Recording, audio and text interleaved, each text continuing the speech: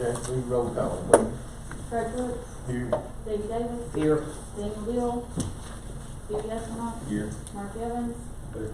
Sharon McKenzie, Here. John Kipinger, Here. Samantha Franklin, Here. James Whittle. Here. Real quick, we'll go back to, we can do this, I think, because on the agenda, we got one notary come up since last, 2 weeks ago. It's, Jack Collins from Duck, I'm seeing you from Ducktown, Turtletown.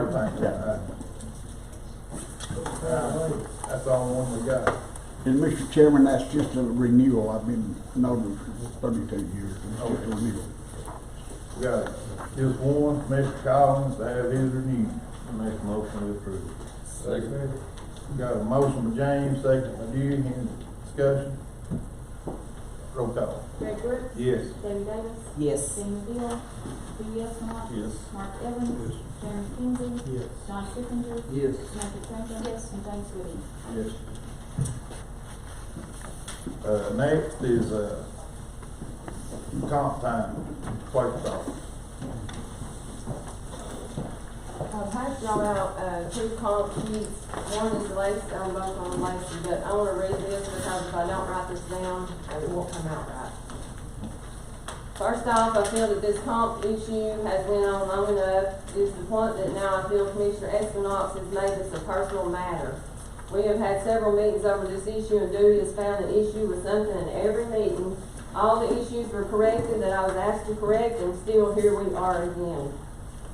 I don't come to the commissioner meetings because of him, but now I feel like he has pushed the issue that now I have to defend myself. Commissioner Espinox and I have had a history, and I'm sure that none of y'all know about this, stemming back to 2016, when I filed an incident report on him at the Polk County Sheriff's Department. And now, there's another conflict of interest that just arose Saturday. His wife has announced that she's running against me in this upcoming election. Due to the conflict of interest, I am asking that Dewey Espinox be exempt from voting on this matter and any matter that I may present to the commissioners in the future. I've attached two comp sheets. One is Lacey's second comp sheet, the one that we were fixed, and then the one that reflects all the corrections requested by Dewey. I'm not going to continue to argue over the closing for lunch. It's my decision to close, and it does not say in our policy and procedure manual that as an elected official, if I choose to close my lunch, or close my office at lunch, that my employees have to deduct an hour. If this is a rule, then it needs to be added to the policy and procedure manual, and according to CTAS, our policy and procedure manual has not been updated since 2011. I'm leaving the final decision of what you feel Lacey should be paid. Thank you.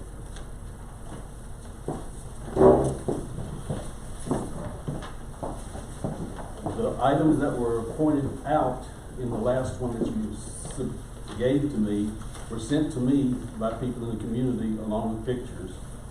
And that's the only reason I even questioned it, because I did not know about it until. Dude, with our history, you'd think that you wouldn't question anything. Do we really want to go there? Do we? Because I've got the police report right here. Which I didn't know nothing about. You were questioned. No, I wasn't. Well, I you was should have not been then. questioned. You should have been. The students were questioned and they found there was nothing there. The students were not the one accused. It was you. You were the one that should have been questioned. But I wasn't. Okay. Well, then I've already seek legal guidance about this, and if it's something I feel to be the honest truth, which I do, then I can present that. Okay. Okay. Do you want me to? Are you requesting $45 or 45 hours and 75? No, I'm requesting that Lacey get paid the whole hours that she worked. I mean, it was not in the policy and procedure manual that I am supposed to deduct an hour from their lunch every day if I close my office. Y'all don't understand, I'm not like the other offices. We have 3 courts going on at one time. If I have 3 girls in each courtroom, how am I going to close my office at alternate times for them to take a lunch? I do now, though. As of January 21st, 2022, I close my lunch, I don't close for lunch, I'm open 8:30 to 4:30, and my girls work 4 days a week. So, and they don't get comp time anymore. The only thing, and I don't want to get involved in this, but I will address the hour being closed at lunch. Connie Clark done it. Well, let me tell you, John, But before you start, Connie never told me not one thing to do that office. She never spoke to me after the day she found out I was running against her. So I don't have any guidance unless I go by this policy and procedure manual. Is that not what I'm supposed to go by? Yes. Okay. Now, like I was saying, Connie, she let her girls off an hour, non-working lunch for years. Connie closed at lunch every day. That's what I just said. She let them non-working lunch for years, but it never built toward the added comp time, added to the 40 hours. Well, Lacey's comp time is mostly, there's a couple of times I've explained this. She drove up here to Ducktown because I didn't have a travel line. And I'm not arguing To that. court, I'm okay, strictly- after hours, she signed warrants. None of Connie's workers ever stayed over after 4:30 to do anything. Actually, they did for years. Well, But then y'all make the decision. That's what CTAS said, we can either vote on it or no, or I could call the wage and labor department, so. But I am gonna make this point. Connie had a non-working lunch, it did not go toward her 40 hours.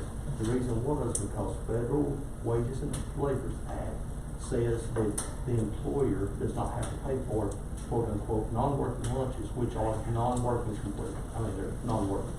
The office is closed, phones are not answered, okay? The state then says that the employer can do whatever on comp time within the guidelines of the budget that's passed. So there's no way for your office to gain on the 40 hours on a non-working lunch.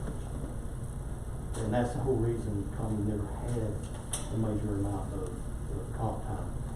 Well, that's fine. My girls will not get comp time anymore, but I think Lacey needs to pay for what she did work. And I absolutely agree. It's just the 1 hour of lunch that is an issue. Well, we're not closed anymore for lunch, so that's not even an issue anymore. But I do need to get Courtney's contact information for after hours when she's a magistrate and needs to sign paperwork. Okay. Because after 4:30, you know, we just stayed over 2 times this last week with orders of protection. So, That's no problem. okay. And I mean, I think, I'm just saying, and I don't even know, so don't nobody hold this against me. But I mean, I'm just saying that I think the only issue is just that lunch time, that, you know, and Well, I would have everything been else fine has with been. that. I would have been fine with that if that was in the policy and procedure I manual, or get even, that. I hadn't even been told that when I took office. Yeah. I've been in office 4 years. Have you commissioners ever said anything about me closing in the past?